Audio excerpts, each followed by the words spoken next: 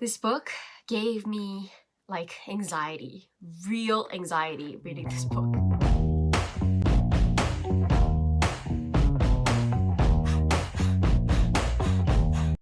Hey guys, today I'm going to do a book review of this book by Jose Saramago. I'm sure that I butchered his name. He's Portuguese, so his name is not Jose. Portuguese J has that J sound.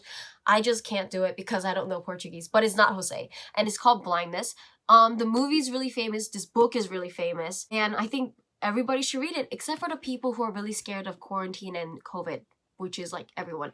I would not have been so like attacked by this book if I had read this last year or last year. But because I read it this year, it really freaked me out because of quarantine and all that stuff that's in this book. So I don't want to spoil it for anybody because it's such a good book, but to talk about the general idea of this book, it's about this one man who's stuck in traffic because he suddenly goes blind. And unlike blind people in our world, in this book, people who go blind see white, and he goes blind. He doesn't know why. He goes to the eye doctor, and the eye doctor doesn't know why, and then the eye doctor goes blind, and then this blindness keeps spreading. So because to contain this blindness virus or whatever, this disease, the government orders people to go into quarantine. And at first there were very few people who are in quarantine, and they kind of all like knew each other because the first blind man kind of spread it to people, and they are able to cooperate because they're such a small group, and when the food is given to them through the quarantine facility, they have it and it's okay. The only person who is not blind in this book, who is also the protagonist, is the doctor's wife. For some reason she does not go blind, but everybody else goes blind. But then time goes on, and then there's more and more people in quarantine, and to contain these people, the government basically puts the military outside the quarantine facility, and they threaten to shoot anybody who crosses the line, and somebody does actually die.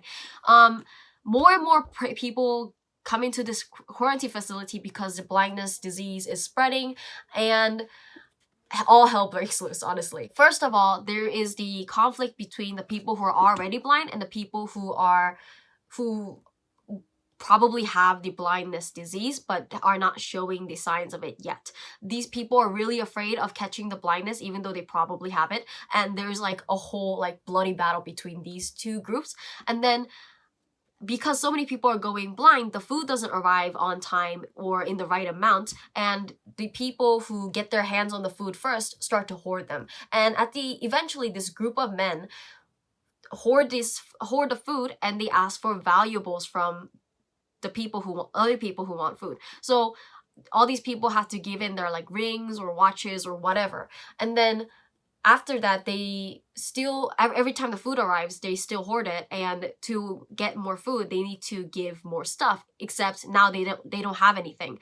And this was the part that I was like, no, like what will they ask next? And they ask for women, and there is this very, very visual and awful scene in this book. Actually there's a couple scenes like that where women are being raped, and actually somebody ends up dying.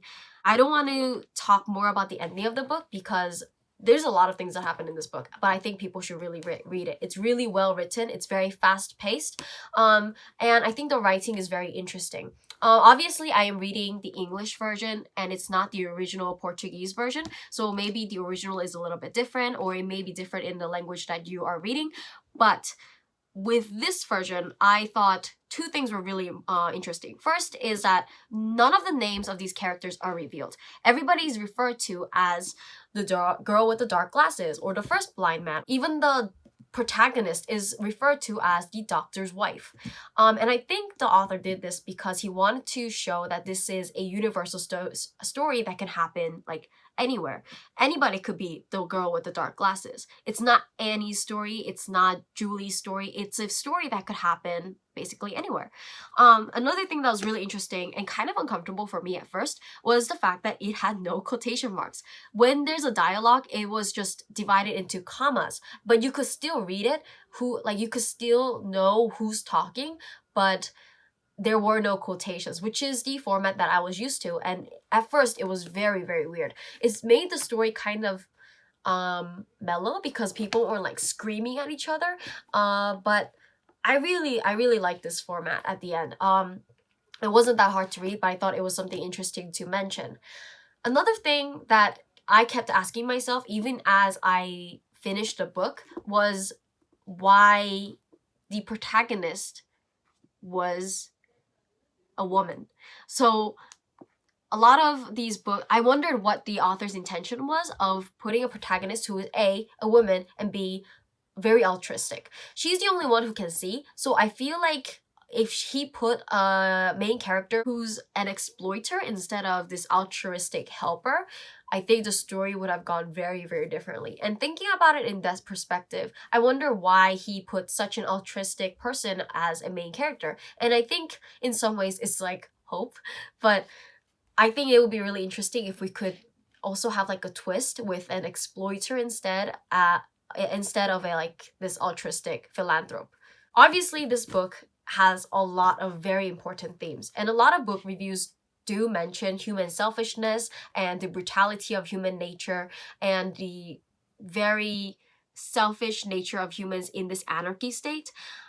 But I also noticed that this initial quarantine group, the mini group, becomes like a family, and I think it's also a representation of hope. But that aside, I've noticed three things that I think are very notable. The first, the simplest, is how incompetent the government is in this book.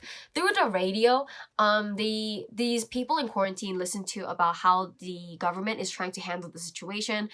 They suck, and they eventually go blind, and nothing is solved. And when they eventually come out of quarantine, because everybody else is blind, even the soldiers disappear because they probably went blind, the entire city is just a wasteland.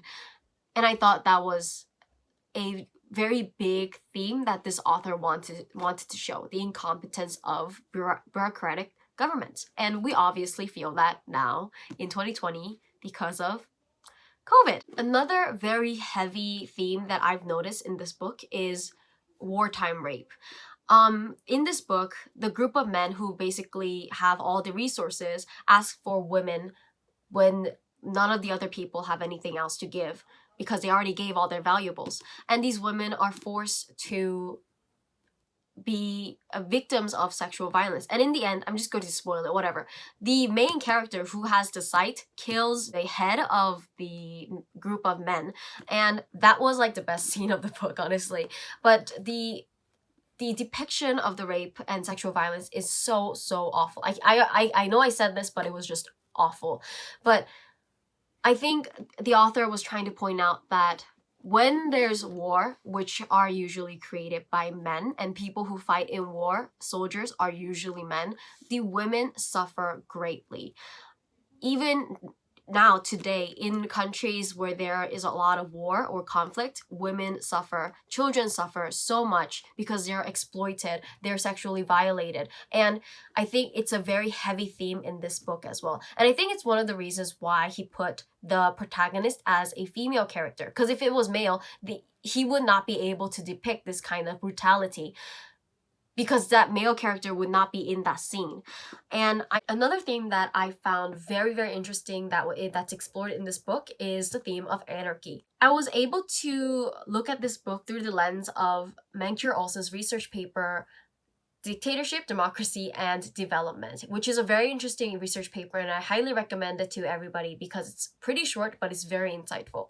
If you learned anything about the social contract theory, the premise of these theories is that the world was an anarchy, and through social contract, a state is created, basically. But they don't, the scholars who advocated for the social contract theory didn't really prove how the world was an anarchy. It's just an assumption. But in this research paper, Mancur Olson kind of proves that the world was an anarchy. In his paper, he claims that government, state, peace, and order are all public goods. And public goods, even in today's society, are really hard to create and maintain because it requires a payment from everybody that they might necessarily not receive back. So even though you do your part to make public good, other people can cheat and not pay anything, but still reap the benefits, basically. A great example of this is fresh air. It's in all economic books, and my professor, he mentioned it in his class as well.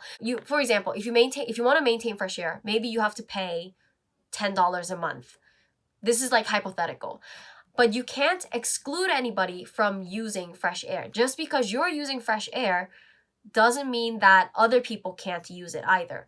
But you may be diligently paying $10 every month, but some other person may not be paying $10 a month, but they're still using fresh air. So once this trust crumbles, then there is no more fresh air because nobody's paying to maintain fresh air and everybody's trying to use fresh air. So no fresh air. So in this research paper, Mancur Olson says that peace and order, which is completely lacking in this quarantine facility in Blindness, is a public good. He also talks about how the group size really affects the establishment of a public good. So he says that if a group size is small, it's easier to catch cheaters, so public goods, basically peace and order, can be created and maintained. But when the group size gets bigger, because it's harder to catch cheaters, it all crumbles. And that's really basically what happens in this book.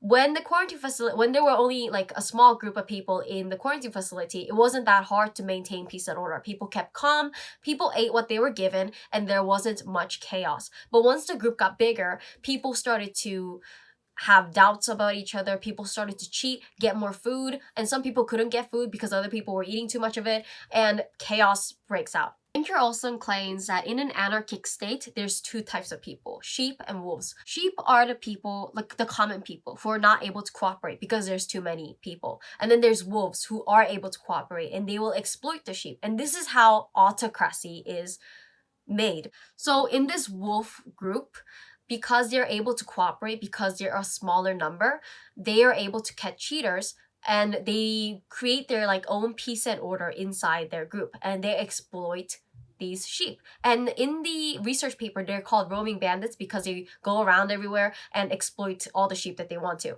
In the research paper, Mancur Olson talks about how these roaming bandits become like dictators when they settle and they would start to reap taxes from these people instead of just roaming around and exploiting people, because that's more lucrative, because taxes are steadier and because people know how much to pay, like the sheep know how much to pay in taxes. They have an incentive to start to settle down and create like a civilization and some profits instead of getting it all taken away in a day when a roaming bandit comes around. But this book, Blindness, doesn't even get to that stage. It just talks about how these wolves band together. And in the book, the group of men who exploit the other people and hoard food are the roaming bandits or the wolves of this story. There's so much more to the research paper and I highly recommend people to read it, even though it's a little bit difficult to read. But through this frame of Mancur Olson's theory of state, I was able to enjoy this book much better because I don't know, I just felt really connected to it. But at the same time, because it was about quarantine, people going blind, this disease spreading, it really did give me a massive panic attack. I felt so suffocated reading this book, but I highly recommend it. It's such a fast read. I sat down and just read the entire book in like 2 days. It was so fun. Highly recommend. 5 stars out of 5. To anybody who's not that scared of quarantine and not that anxious at the moment. This is a really, really anxiety-provoking book. I'll tell you that it makes you think a lot. So this book, read it. Thank you for watching my video today. If you liked this video, please like and subscribe, and I'll see you in my next video. Bye. Thank you so much.